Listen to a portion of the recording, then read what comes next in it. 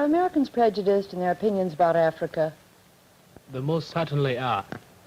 How could they be objective about African Negroes while they are prejudiced against American Negroes? I disagree with you completely. I think that Americans are prejudiced for African natives and are very prejudiced against white people in Africa. Well, I'm getting confused. How can Americans be for and against Africans at the same time? Well, if I say anything, I'm going to confuse you still more. As an Ethiopian, I'm prejudiced against both white people and Negroes. Discussion are 4 high school students from 4 different countries in Africa. Let me introduce them to you now. Here is Amelia Addae from the Gold Coast. Amelia is 18 years old. Here is Susan Rennie from the Union of South Africa. Susan is 17. Susan, those school uniforms, are they always that short? No, this is actually a dispensation. I'm a senior, but the other girls have to have them 3 inches above the knee. Very interesting study in native costumes. Thank you. Now let me introduce the boys, will you?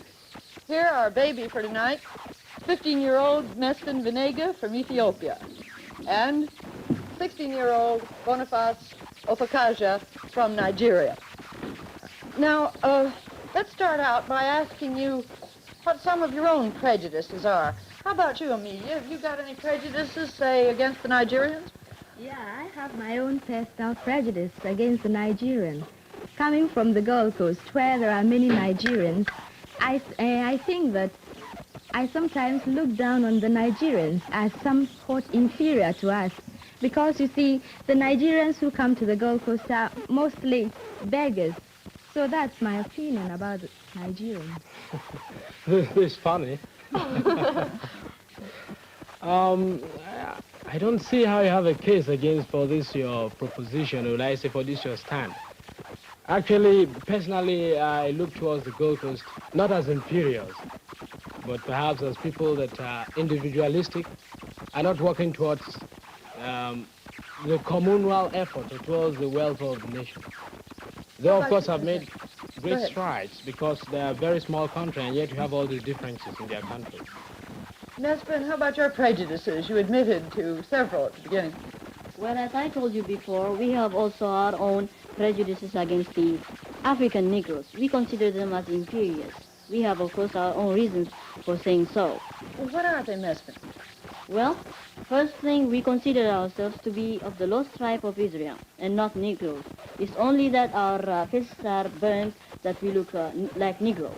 And also, we've been ruling part of Africa for hundreds of years during the 16th century, and we ruled part of Egypt, Sudan, and as far down as Mozambique. Well, what about your prejudices against white men? Well, back home, if a woman marries a white man, she's considered mean, and when she dies, the priests never pray for her as they would do for any ordinary man. It's just considered as suicide.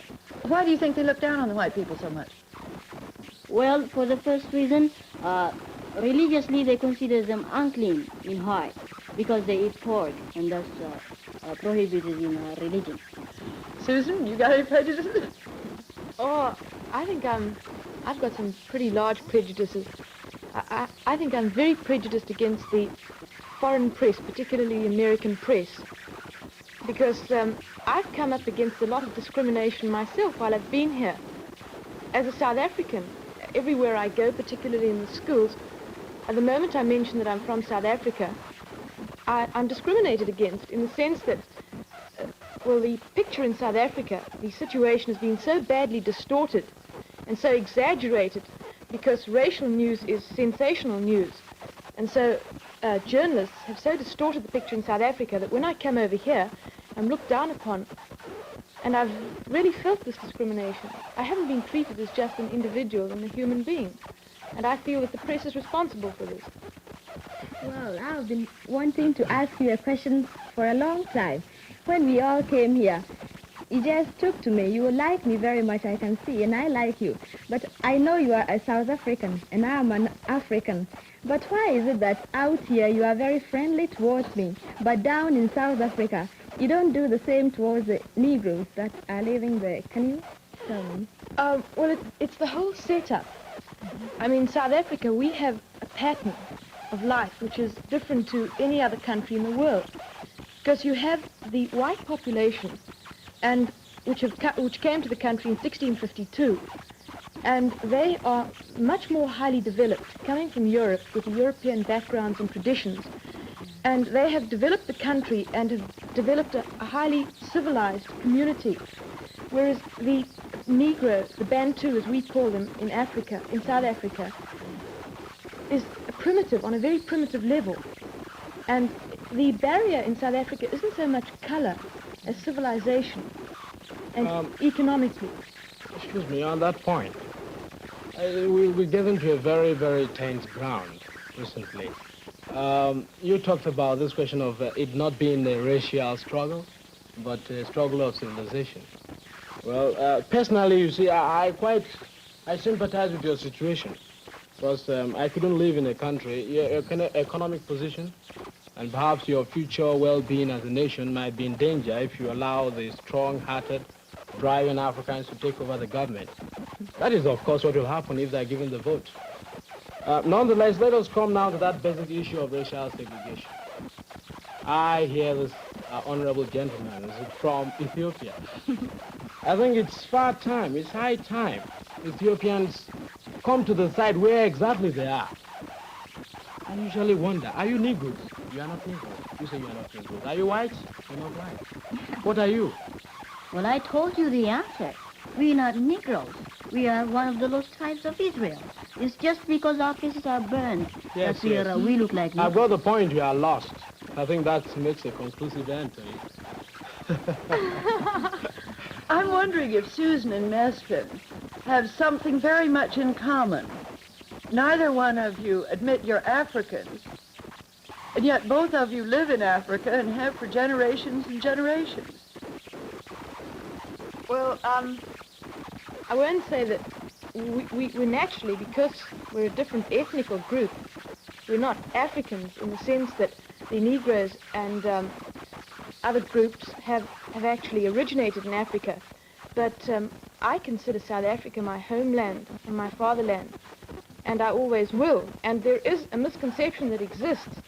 Most people think that the white settlers came to South Africa and took the land from people who so. Oh no, it is not, and I'll prove it to you. Who came to South Africa and took it away, as the whites came here to America and took it away from the indigenous occupants. In 1652, when the first white settlers arrived at the Cape, the Bantu, as they are now known, the Negroes in South Africa, were still coming down from equatorial Africa, migrating. And it's a fact that they had not yet entered what is now known as South Africa, the borders of South Africa. The only indigenous occupants in Africa, South Africa at that time, were the Bushmen, and they were exterminated by the Bantu coming down. Excuse me, Susan, on that point, I think you've read your history upside down. How come? Yes, you see, the exact thing that happened was that these Dutch men, I think they were Dutch men, they haven't got a place in their homeland. Oh, not no, a means of living. I can just prove... Let me finish. All right, and then I Susan, can prove you how wrong your historical facts are. Oh, no, you know, your history is South African history. Mine is a bipartisan history. When this man came without any means of livelihood in their own country, with the economic background, without any meaning at all, they came to South Africa. And the real facts are that as they came and there was an influx of these Dutch people from their unwanted homes, as there was an influx, the Bantus they were pushing the Bantus up into the country, till came the Zulu War, in which the Zulus were finally defeated in the most bitter and agonizing struggle they had against these Africans, you call them? Yes. I don't know where you get your historical facts from. I got my historical fact from, I think, is it Mr. Trevelyan? He's in British history. Oh, that's far Mr. better George than... Trevelyan knows nothing then, and I'll say that. Because it so happens that these penniless whites, as you call them, didn't come out because they didn't have homes or because of any kind of persecution. They were sent out as officials of the Dutch East India Company to establish a refreshment station for ships passing around passing around the bottom of the Cape. just as the Dutch settlers were sent out to America by the Dutch West India Company to settle and to make a refreshment station here. Now, I think if you had to turn around to those Dutch settlers who came out and said that they came out because they were penniless, they'd be just as indignant as I am. And as you say that the white settlers came and pushed the Bantu back, Yes. It's a fact that the whites went into the interior of Africa and didn't come into contact never even saw a Bantu until 1795, which was practically 100 years, more than 100 years after they had arrived in South Africa. How did you have the Zulu War? What brought it about? The Zulus had already, by the time, I think you must have a look at a map. Zululand is very far from the Cape, where these people arrived. And in 100 years, within 100 years, after the arrival of the white settlers, the Zulus had by that time, the Zulus are a part of the Bantu group, had already come down to Natal. And then you've got the two groups, the one coming from the north, the one coming from the south, and they met. And that's where you get the Zulu War. It was not even a clash in the sense you are taking it. It was even the British. It was a clash. The British in their benevolence, or in fact in their, because they've seen the facts that this thing is not good, they even were exercising a tempering force upon the people. Boniface, just to make things more complicated for you and Susan, I've heard a third interpretation of this, which might settle it. That was the fact that the Bantu were a migratory people. And that it may be true that at some point when the whites came in, there weren't any Bantus there because they were migrating somewhere else. But look, this is all past history now. I'd like to hear something from Mesfin and Amelia on their interpretation of South African history, but almost rather, let's bring it up to the present, can't we? Yes. Yes, we bring it up. Well, come back just a minute, Sue, to your violent prejudices against the press because they're misrepresenting what goes on in South Africa. Do you want to clarify that a bit? Yes, I would. Will you? No. Well, I know one outstanding example of misrepresentation. We read in an American, I think it was a magazine, I won't give the name, although I could very easily. This journalist quoted Dr. D.F. Malan, who is an ex-Prime Minister of South Africa, as saying, and I quote, "The Negro does not need a home. He can sleep under a tree." Well, not only is this absolutely fictitious, but he forgot to mention the fact that brick and concrete trees, known to most people as houses, are costing thousands, millions of dollars of the white taxpayers' money annually. What did you say? I didn't get the point. You said what houses? Well, you see, this journalist said that Dr. Yes, Malan... I got that point. You say what houses costing the government millions of dollars? I what said houses? Concrete and brick and cement houses for the Bantu peoples. But these are the Bantus that are working for you in the factories. How did you get the money? They got the money, they mined the gold, got the gold, and you sold the gold outside. You got the money and you say the money is yours. Of course You it can't is. do that's a contradiction, Look, please. we came along. We bought the machinery. We developed the mines. From where did you get the machinery from the mines in Johannesburg? Do you own the No, mines? we got Who our worked the machinery. mines? We got our machinery from Great Britain. Who From worked- the money that was what was got with the diamonds and How did you get the diamonds out of the ground? No native labor there, How did you Boniface. get the diamonds out of the ground? They weren't dug out of the ground. They were alluvial diamonds. No native labor there, my boy. What do the natives do? You know what, Suzanne, one point you must get right down to the crux of the matter, is that in this country, the Africans are really the backbone of your economy. And it is one of that cases where you get this question of man's inhumanity to man. And every day you come here to complain about misrepresentation in the American press. In the actual matter of fact, the American press is giving a fairly good view of the whole situation because they have the color problem themselves. Have you been to South Africa, my boy? I wouldn't even pay a penny to go there. Well, then, That's how for can sure. you talk? How can you talk? Because I have the facts. People come in there, get every people, no means of living. How can I go there? I want a house, I want a home, I want position in society. Well, look, they're getting it. They're getting let's exactly what they want. I'd love to hear from Amelia and Mesfin what if their picture of South Africa is the same as Boniface's It is. should be the same weight. Well, coming from Africa myself, naturally I would be a little embittered against the whites in South Africa because from what we hear, they are mistreating the Africans there. But personally, I have no preconceived ideas against the whites because, frankly, I haven't been there, and you can't always trust what you hear from people or what you read from the press. So I have no solid facts about South African problems. Actually, I myself am against the South Africans because, I mean the white people in the South Africa, because in whose house can one come and take away the property? Because what they are doing now, the white people are mining and taking the property for themselves, and that's what they shouldn't do, because the native people who are living there, they should have what is the property of theirs. Well, actually, before I came from Ethiopia, I was reading about this in the press, and they were pretty hot about it. They were against the white people. The same thing could happen to them, of course. On this oppression business, if you say the Bantu in South Africa are oppressed, how do you account for this fact? That every year, regularly, hundreds of thousands of Bantu and Negroes from other territories adjoining South Africa, such as Portuguese, East Africa, etc., are invading our country illegally in spite of the laws. We've gone. Are they coming for oppression? They know what goes on in South Africa, and they come back year and year again. Those who have worked in South Africa and have been sent back, come back. Are they coming back to seek oppression? Your query, this does not answer what I am driving at. The Africans have the land. They were there before you. They do not have the land, and they were mine not the there gold. before us. All right, wait a minute, Susan. Let me get my point straight before you go. They mine the lands, they get the diamonds, you sell the diamonds outside. And when you get the diamonds, you say they are not to be given their own fair share of the quota. Have you read Cry the Beloved Country? Yes, I have. How? It's a one-sided view. One-sided view, and it was written by an European. How could Europeans be having one-sided view about their own They're king and radicals king? in every nation. Radicals? You are radicals in South Africa, then? Oh, no, we're not. Look, Mesfin was just talking about, and all of you, about the importance of news about South Africa in the Gold Coast, in Nigeria, and in Ethiopia. I'm wondering whether news about racial problems in the United States also takes up a good deal of space in your countries. Does it in the Gold Coast? Yes, very, because after all, the Negroes come from the Gold Coast, and we feel very badly about what the Americans are doing to our Negroes.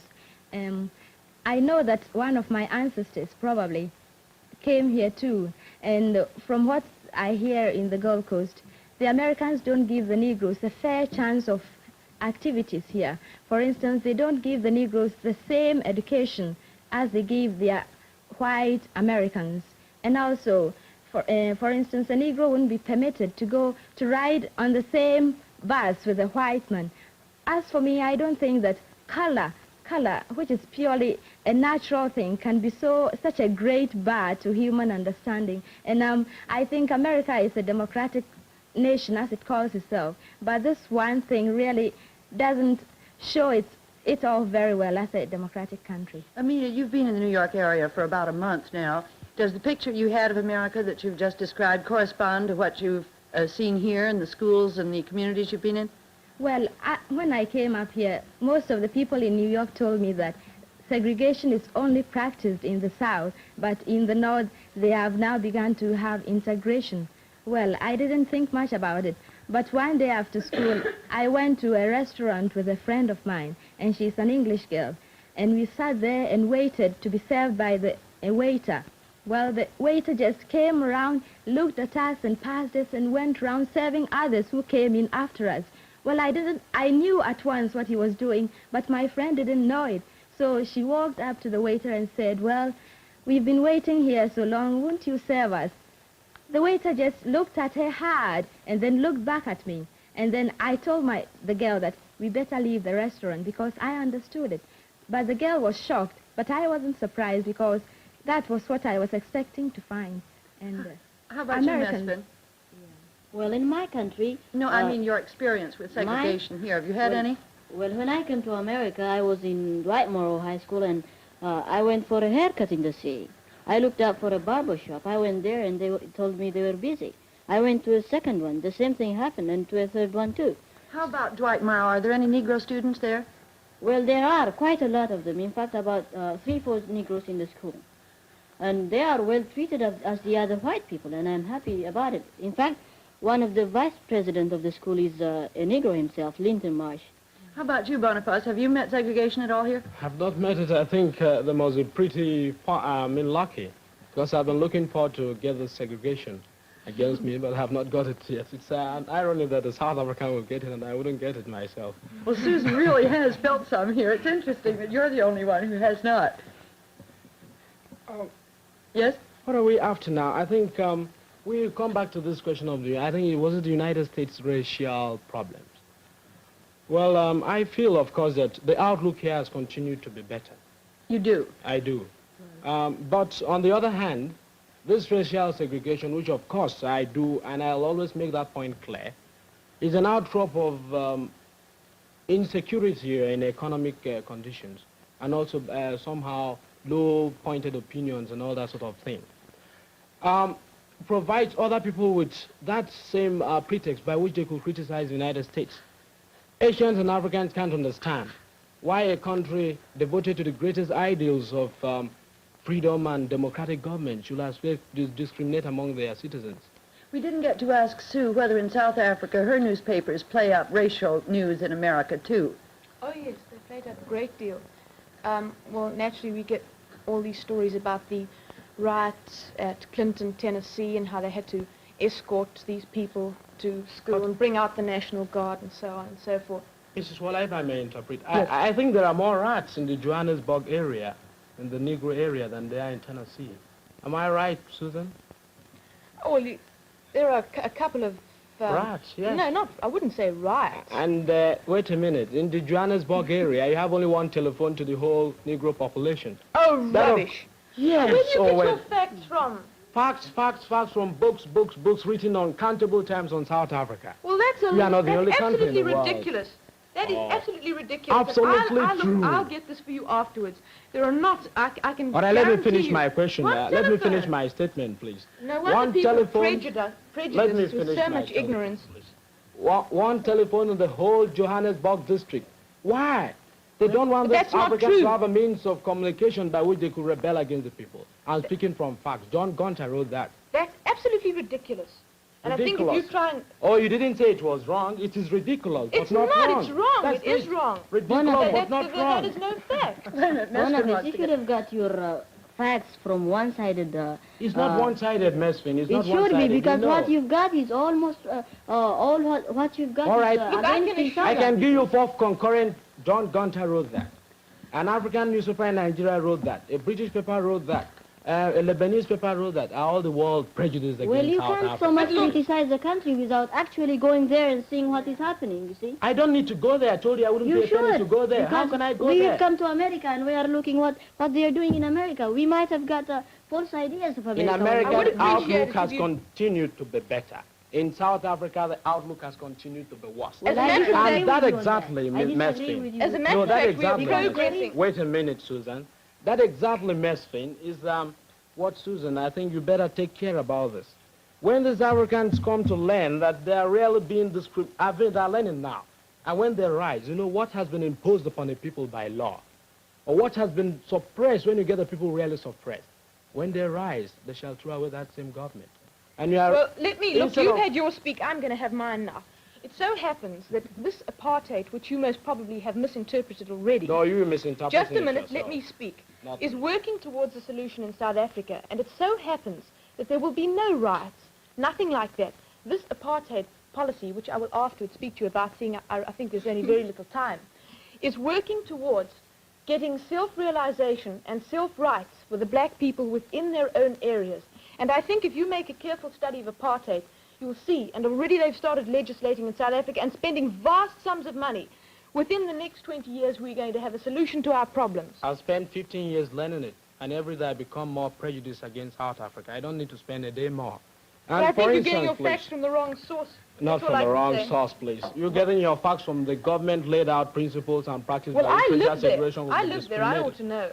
I don't want to You live live there. 7,000 miles away. How can That's you know? not better. I have a home, I have a house, I reading can walk anywhere I propaganda. have. Reading propaganda. Unfortunately, our time is running out. Let's put that down. I'm wondering if anybody's got a final word to say on the subject of prejudice and where they come from. Yes. Mesfin? Folks, I understand I'm becoming an African, I suppose. Well, and I think, Susan, I'm sure that government policies sometimes conflict because you and I get on so well together. And I'm sure that this time our governments are in the wrong. So if we get on together, I'm sure in the future they will try to understand each other better. Boniface? I think the important thing to consider is whether on the balance, the direction in which a nation is going is the right one. If two different, even contradictory opinions or points of views can be hospitable, can be exist in hospitality in the United States. You're talking about Amelia's point at the beginning now. At the beginning, yes. Yes, when she said that Americans, she was confused because they could be pro and anti at the same time. Yes. Can have hospitality in the United States. This is progress. It may not be, it is not weakness. The dynamism of a democracy that gives hospitality to 2 points of view. I'm sorry, that's all the time we've got. We'll be back again next